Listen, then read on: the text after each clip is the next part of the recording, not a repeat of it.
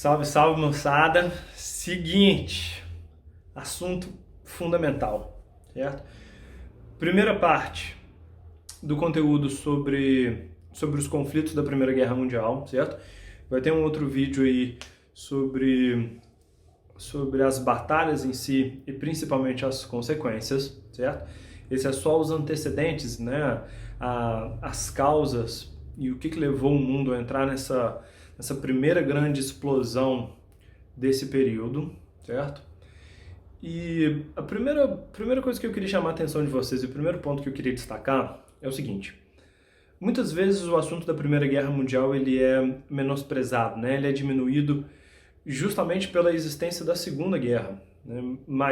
De maior impacto, com personagens e com lideranças mais, não vou nem dizer carismáticas, mas líderes que se destacam mais, e por isso faz parte do imaginário, faz parte da discussão, do debate, as pessoas terem muito mais noção a respeito dos episódios da Segunda Guerra Mundial do que da Primeira. Mas esse contexto, e um dos maiores historiadores atuais, né, o Eric Hobsbawm, ele chama a atenção de que os eventos, de que os conflitos da Primeira Guerra Mundial, eles na verdade foram o início do que nós chamamos de século XX, né? Existe uma questão da marcação da data, né, porque o século XX, na verdade, ele inicia a partir de 1901, mas para esse historiador, o que ele argumenta é que o conflito, a eclosão da Primeira Guerra é o que vai ser o determinante para a mudança cultural, para a mudança social, para as alterações políticas e econômicas que vão marcar aí todo o século XX, certo? Então, não se atentem a essa primeira passagem, essa primeira questão da data, mas é super legal a gente utilizar esse episódio, né, essa batalha, como uma grande mudança de perspectiva. E por quê? Né? Porque a partir de agora a gente tem uma longa estrada histórica que ela vai juntar uma série de questões que vão culminar, que vão enchendo esse barril de pólvora que vai ser esses primeiros anos a partir de 1900. Né?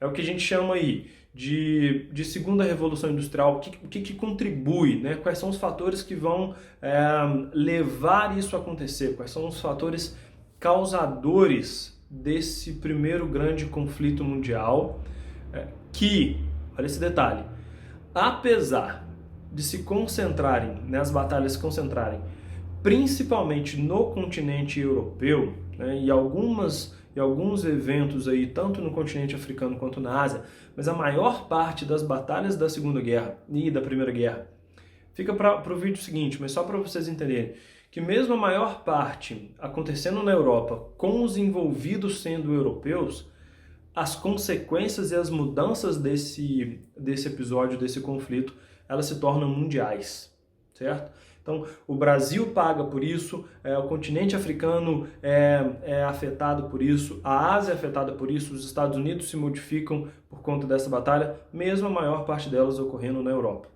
Então, vai ser fundamental aqui a gente entender o que leva a esse episódio ocorrer. E não é um fator só, né? Não é uma questão só. A gente precisa juntar uma série de mudanças ao longo aí do século XIX, né? A partir dos anos de 1800, para gerar esse conflito. Beleza? E a primeira delas, que acaba sendo a mais marcante de todas, e né, atualmente o motivo da Primeira Guerra acontecer, por favor, foquem nisso, né? Porque se não entender isso, não vai ficar claro depois os argumentos utilizados para o avanço do fascismo, os discursos do próprio Hitler para justificar a Segunda Guerra. Eu preciso que fique claro que a grande causadora, né, o principal motivo da Primeira Guerra Mundial ter acontecido são as disputas econômicas, né? São as disputas capitalistas para determinar qual vai ser a maior potência econômica mundial, quem controla a hegemonia do planeta. Qual é a principal potência, qual é o país mais rico, qual é o mais avançado, qual é o que vende mais, qual é o que produz mais, qual é o que consegue gerar matérias-primas e indústria de forma mais eficiente, mais rápida, enfim. O grande motivo é esse, né? Essa é a grande questão. São essas disputas, são essas rivalidades, são esses conflitos que vão sendo aí estimulados e potencializados a ponto de virarem um conflito armado, certo? E para a gente entender essa situação, precisa ficar claro como é que o continente europeu, óbvio, ele está avançando, ele está passando por esse processo, que é o que a gente chama aí de segunda revolução industrial, né? Ou seja, a Inglaterra se torna a primeira potência, se torna o primeiro país no mundo a criar uma fábrica, a montar uma indústria, a utilizar o maquinário, né? Utilizar a máquina para tornar a sua produção mais eficiente. E durante a primeira revolução industrial, a Inglaterra, ela lucra muito, ela ganha muito dinheiro, porque nenhum outro país tem o que ela tem. E a existência de uma máquina, a existência de uma fábrica, a existência de operários consegue ampliar a venda de produtos ingleses para o mundo inteiro. E isso torna a Inglaterra riquíssima, né? Isso coloca os ingleses na posição hegemônica, no primeiro lugar, no topo dessa corrida capitalista, que é o objetivo de aumentar os lucros, né? São as fábricas inglesas, são os operários ingleses, são essa burguesia estimulando essa competição e esses ganhos. A questão é, ao longo do século XIX, outros estados europeus, Estados Unidos e Japão na Ásia começam a seguir esse mesmo modelo e começam a implementar essas novas tecnologias, que é o uso da máquina. É a produção fabril. E quando essa inovação ela se espalha pelo continente, você tem a introdução de novas tecnologias, de novas matérias-primas, de novas fontes de energia e cada vez mais uma disputa por compra e venda. Antes, quando somente os ingleses possuíam essas fábricas, eles tinham uma posição privilegiada de que eles vendiam não só para os europeus, mas para o mundo inteiro, né? O produto inglês ele é vendido a um preço tão baixo que ele entra no mercado europeu, ele não tem concorrência, né? Não tem jeito dos produtos nacionais competirem com o que a Inglaterra vende. Só que, com essa segunda fase, com essa segunda revolução industrial, a França passa a ter indústria própria. A Alemanha que se unifica, e está aí um dos segundos motivos, né, um dos segundos grandes conflitos disso, dessa que vão causar aí a Primeira Guerra Mundial. A unificação da Alemanha e da Itália. Porque se já não bastasse o avanço das indústrias nesses países, isso significa que a Inglaterra não vende mais produto para a França, não vende mais produto para a Alemanha, não vende mais produto para a Áustria, não vende mais para a Bélgica, não vende mais para os Estados Unidos, não vende mais para o Japão. Por que não vende? Porque esses locais, esses estados, estão produzindo as suas próprias necessidades.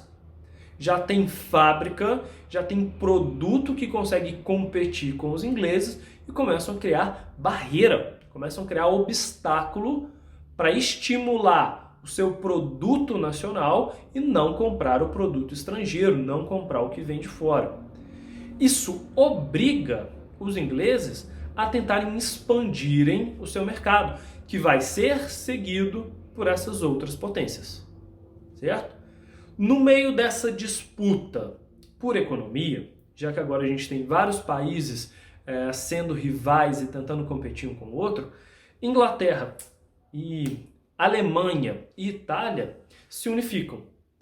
Aquelas regiões que antes eram estados autônomos, né, que estados separados e, óbvio, completamente mais fracos, porque são pequenos, são produtores de poucos gêneros, necessitam comprar o que precisam, né? O que eles não conseguem produzir precisa vir de fora. A partir de agora, essas regiões, o Império Germânico se une, as questões na Itália se unificam. Isso coloca ainda mais disputa por essa economia, porque dois países novos entram na corrida para se tornar a principal potência. Já tem vídeo aí sobre Itália e Alemanha, sobre os conflitos e sobre as guerras que eles vão precisar desempenhar, desenvolver para se unificarem, né, para se formar como um país. Os alemães principalmente vão ter que entrar em conflito com os franceses, que não vão gostar, que não vão aceitar de terem sido derrotados, e a Alemanha começa a disputar cada vez mais produtos, cada vez mais venda com a Inglaterra. Essa corrida, essa rivalidade econômica, ela se expande para além das fronteiras europeias e vão passar a afetar o mundo inteiro no que a gente chama de fase imperialista. Cada novo país desse vai tentar aumentar os seus mercados, né? Não só os locais para ele vender produto, mas locais para ele obter matéria-prima barata. Isso coloca o europeu com uma sede, com uma ganância, com uma vontade de entrar cada vez mais no território africano, no território asiático, no próprio continente americano, que é o papel que os Estados Unidos desempenham aí, principalmente pela doutrina Monroe e a política do Big Stick, ou seja, a política dos Estados Unidos de controlarem o território da América para eles, certo? E essas rivalidades internas, né, essas rivalidades dos europeus começam a gerar conflitos ao longo do mundo inteiro, beleza? No fim das contas, quanto mais essa disputa econômica ela avança, quanto mais essa burguesia ela deseja lucrar, e para lucrar ela precisa conseguir eliminar os seus rivais, a ordem econômica ela se transforma numa competição cada vez mais nacionalista. Ou seja, começa a existir aí um ódio, né, um irque, um xenofobismo de tudo que é o estrangeiro, de tudo que não é seu. Existe uma prepotência de achar que o seu território, que o seu estado, que o seu produto, que a sua cultura, que o seu povo é muito melhor do que o seu vizinho.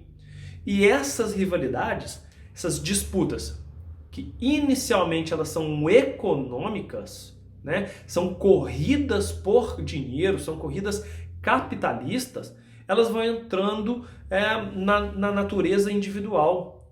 Ou seja, empresas, né, as indústrias e os empresários, eles conseguem passar essa rivalidade para a população, que começa a ter ódio do país vizinho, né? Ter ódio de outra nação, como se o outro país fosse o seu grande rival, fosse o que está impedindo de você avançar mais, sendo que, na verdade, a disputa está acontecendo lá em cima, certo?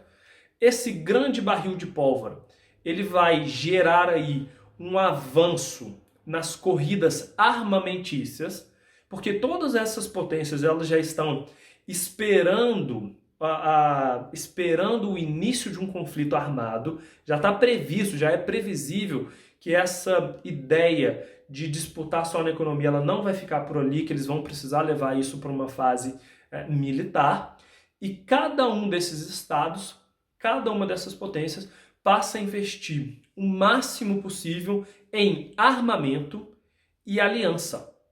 É o que nós chamamos aí de fase da paz armada, onde cada potência dessa coloca todo o seu investimento, né, foca extremamente os seus recursos na indústria bélica e militar.